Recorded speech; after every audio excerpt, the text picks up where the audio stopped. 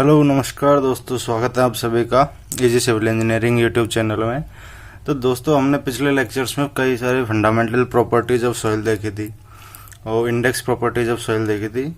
तो आज के लेक्चर में हम क्या पढ़ने वाले हैं, स्पेसिफिक ग्रेविटी क्या होती है और स्पेसिफिक ग्रेविटी को मेजर करने के कौन कौन से मेथड्स होते हैं, किस मेथड के थ्रू स्पेसिफिक ग्रेविटी को मेजर किया जा सकता है। तो सबसे पहले हम देखेंगे स्पेसिफिक ग्रेविटी की डेफिनेशन क्या होती है। तो स्पेसिफिक ग्रेविटी क्या, इसकी डेफिनेशन क्या होती है।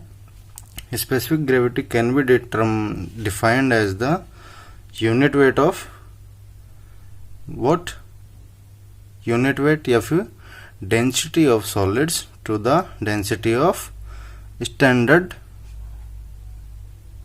फ्लूइड, या फिर फ्लूइड हमें जैसे हमें स्पेसिफिक ग्रेविटी इक्वल टू क्या हो गया, डेंसिटी ऑफ सॉलिड्स या फिर सॉइल अपॉन में डेंसिटी ऑफ वाटर, क्योंकि स्टैंडर्ड जो फ्लूइड होता है हम इसको वाटर को कंसिडर करके चलते हैं। तो यहाँ पे अपने पास स्पेसिफिक ग्रेविटी को हम कैपिटल जी से डिनोट करते हैं। इसका फॉर्मूला क्या हो जाएगा अपने पास, density of solids to the density of water. तो सबसे पहले हम देखते हैं स्पेसिफिक ग्रेविटी को कौन से मेथड के थ्रू हम फाइंड आउट कर सकते हैं या फिर डिटरमाइन कर सकते हैं। तो सबसे पहले इसका जो मेथड आएगा वो कौन सा है, पिक्नोमीटर टेस्ट। इस टेस्ट के थ्रू हम स्पेसिफिक ग्रेविटी ऑफ सॉइल निकाल सकते हैं, सॉइल या किसी भी चीज़ का स्पेसिफिक ग्रेविटी पिक्नोमीटर टेस्ट के थ्रू फाइंड आउट कर सकते हैं। तो सबसे पहले हम देखते हैं पिक्नोमीटर क्या होता है। तो दोस्तों, पिक्नोमीटर एक कौन जैसे मतलब एक वॉल्यूम बोतल होती है जो जिसकी शेप ये वो बोतल है, और ये इसका जो ऊपरी हिस्सा होता है वो एक कौन जैसा होता है। ये कौन जैसा ये ऊपरी हिस्सा होता है।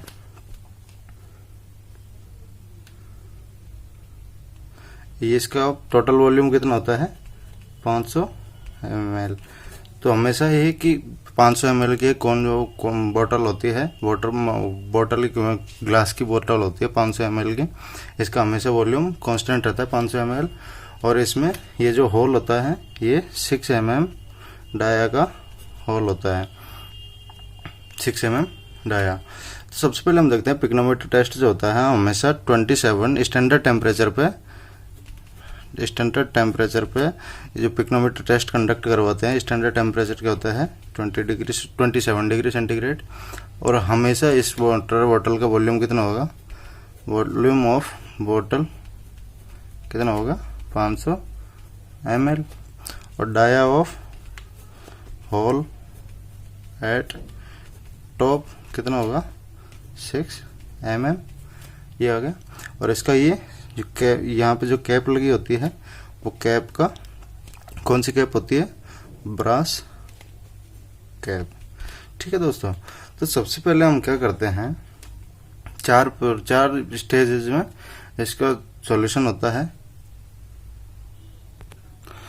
तो सबसे पहले दोस्तों पिक्नोमीटर टेस्ट में क्या होता है, जो एम्प्टी बोतल होती है उसका हमेशा उसका मास लिया जाता है। जैसे ये सबसे पहले स्टेज, ये कोई एम्प्टी बोतल है या फिर पिक्नोमीटर का वो 500 ml वाली वॉल्यूम की एक बोतल है, इसका मास हो गया m1।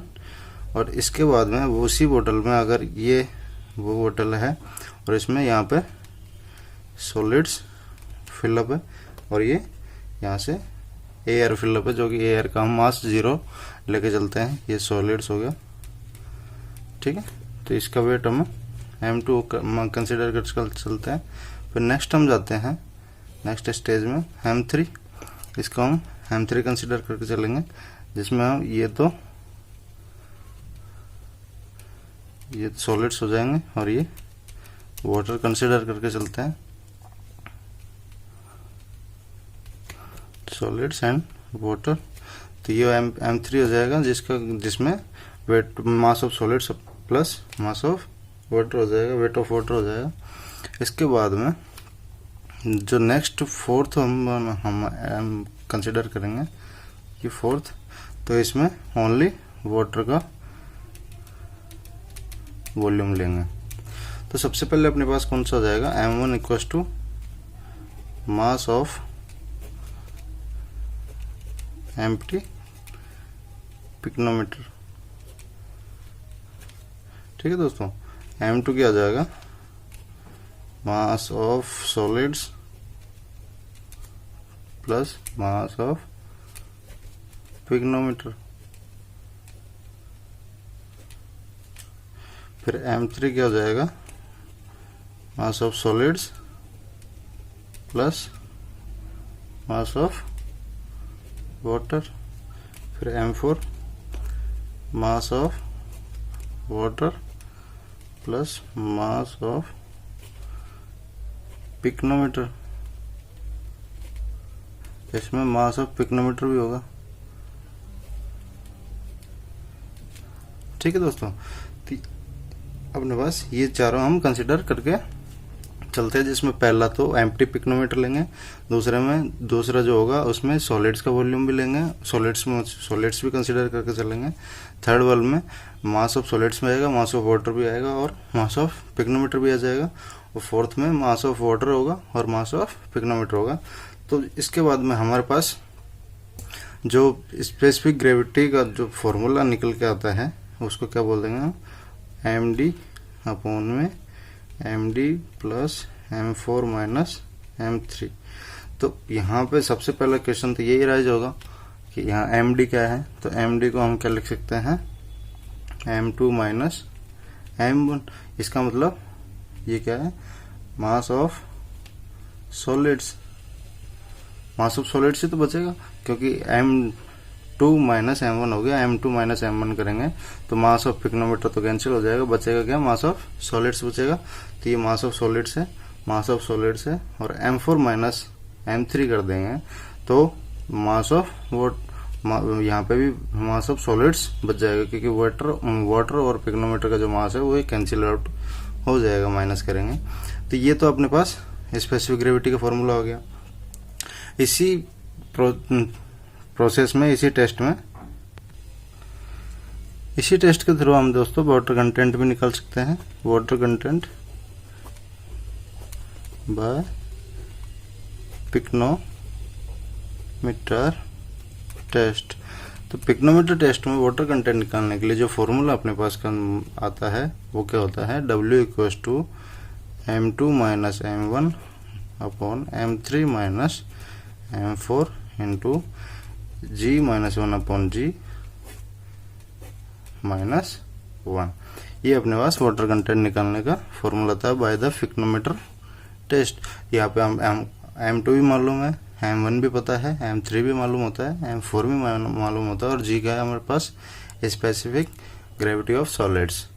तो दोस्तों इस पिक्नोमीटर टेस्ट से हमने स्पेसिफिक ग्रेविटी ऑफ सॉलिड्स निकाल लिया सॉइल का, और इसी पिक्नोमीटर टेस्ट से वाटर कंटेंट ऑफ सॉइल ये भी हमने मेजर कर लिया। तो एक नोट कंसिडर करते हैं यहाँ पे। नोट क्या दोस्तों कि pycnometer test only used only for cohesionless soil के लिए हमेशा पिक्नोमीटर टेस्ट यूज में लेते हैं, हमेशा कोहेजन सॉइल के लिए, कोहेजनलेस सॉइल के लिए जिसमें कोई कोहेजन नहीं होता है, एडेसिव प्रॉपर्टीज शो करती है वो सॉइल, उसके लिए हम पिक्नोमीटर टेस्ट यूज में लेते हैं। और अगर हम if we use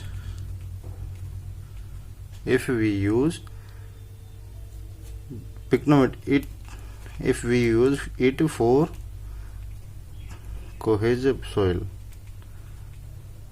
cohesive soil के लिए अगर यूज में ले तो हमें वाटर को रिप्लेस करना पड़ेगा केरोसिन के साथ में।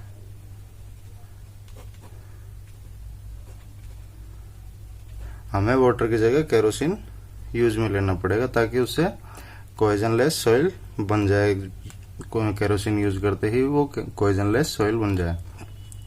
तो ये था दोस्तों आज का हमारा स्पेसिफिक ग्रेविटी का टॉपिक। इसमें हमने सबसे पहले स्पेसिफिक ग्रेविटी की डेफिनेशन पढ़ी।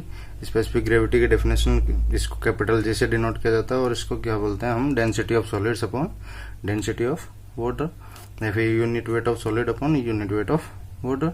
इससे हम स्पेसिफिक ग्रेविटी को किस किस मेथड के थ्रू हम फाइंड आउट कर सकते हैं। तो सबसे पहले हमने देखा था पिग्नोमीटर टेस्ट।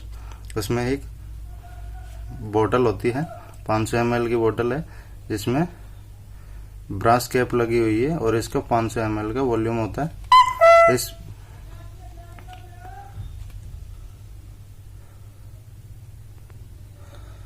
इस कैप का डाया होता है 6 mm। इसके बाद में ये M1, M2, M3 और M4 निकाला हमने। इसके बाद में स्पेसिफिक ग्रेविटी का फॉर्मूला फाइंड आउट किया। इसी पिग्नोमीटर टेस्ट से वाटर कंटेंट भी ऐड किया।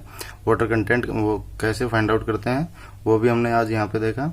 और अगर हमें इस पिग्नोमीटर टेस्ट को कोहेसिव सॉइल्स के लिए यूज करना हो तो हमें वाटर को केरोसिन से रिप्लेस करना पड़ेगा। तो दोस्तों आई होप कि आपको ये लेक्चर बहुत पसंद आया होगा। तो अगर आपको ये पसंद आया हो तो please like, share and subscribe my channel the easy civil engineering. तो दोस्तों तब तक के लिए have a nice day and thank you for watching. Thank you very much.